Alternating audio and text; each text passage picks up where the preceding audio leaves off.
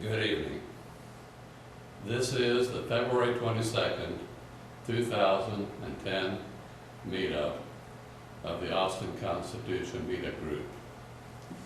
I'm your host, John Rowland. This evening, we're going to be discussing public choice and Section 1706.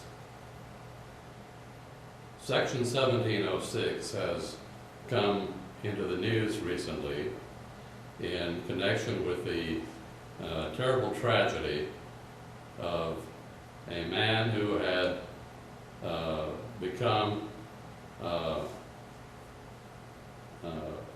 adversely affected by Section 1706 of the tax code and decided that in order to get attention to the issue, that he had to kill himself spectacularly by flying an aircraft into a building in Austin which housed offices of the Internal Revenue Service. However, the problem that he tried to call attention to is a very real problem, and it illustrates a more general problem that was discussed in terms of public choice theory. Public choice theory is a study of ways those most influenced by public choices invest more and more effectively to influence the ways those choices are made, while those less affected tend to invest little, if any, or do so ineffectively, thus ceding influence to a minority of those most powerful, wealthy, skilled, or well-connected.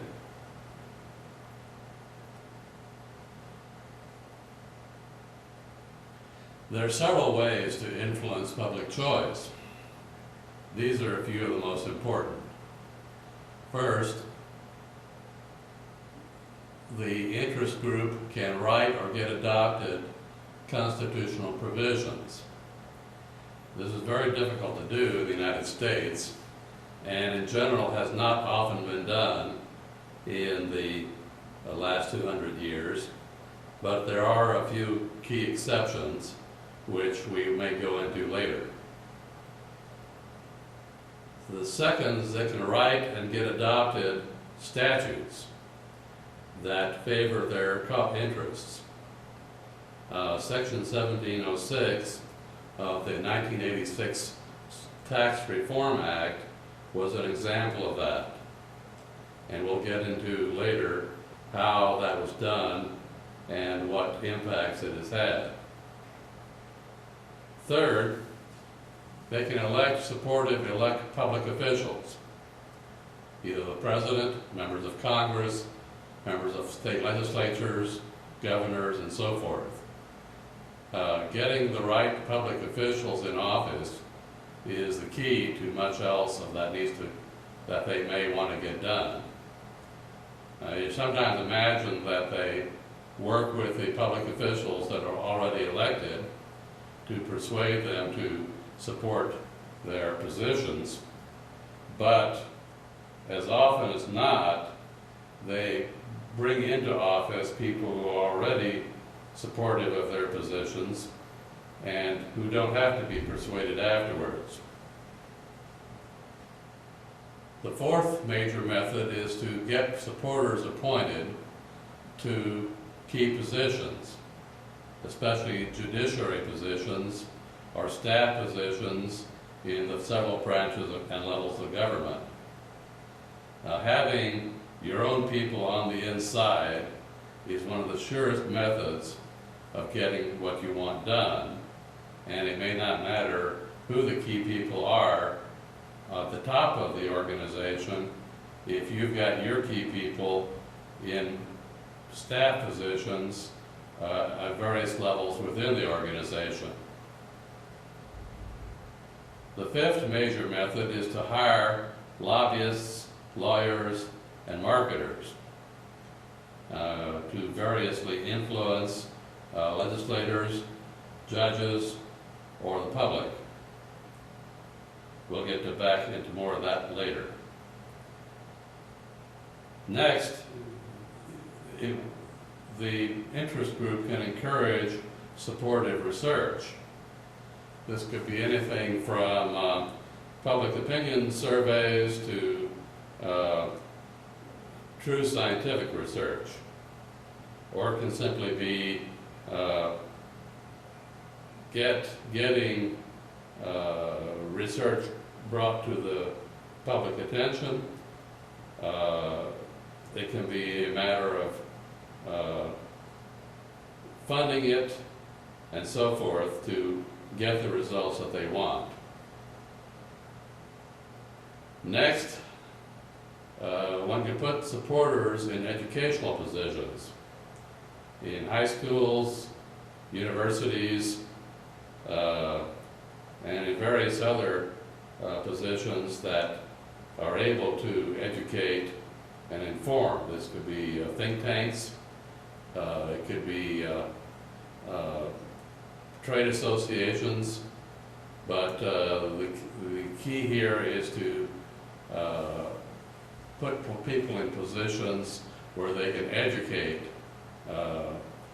public officials, the public, and our nation's children.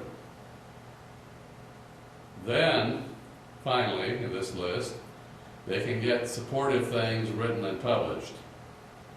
This mainly means in the mass media, but it can also include academic publications, research papers, and a host of other publications, law reviews, and so forth, where they're likely to have an influence on opinion and on decision making.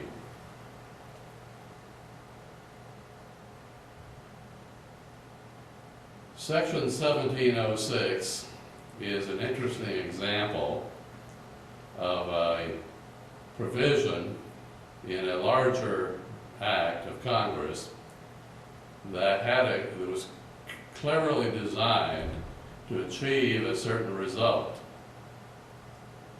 Before it was enacted,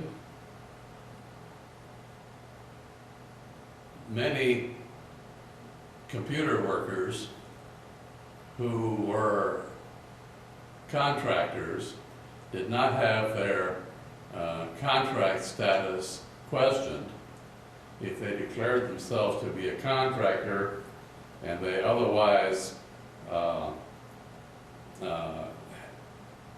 filed their taxes and paid them and did all the other things that an independent business would do. The client was not hit on to collect withholding taxes from them or otherwise treat them as an employee.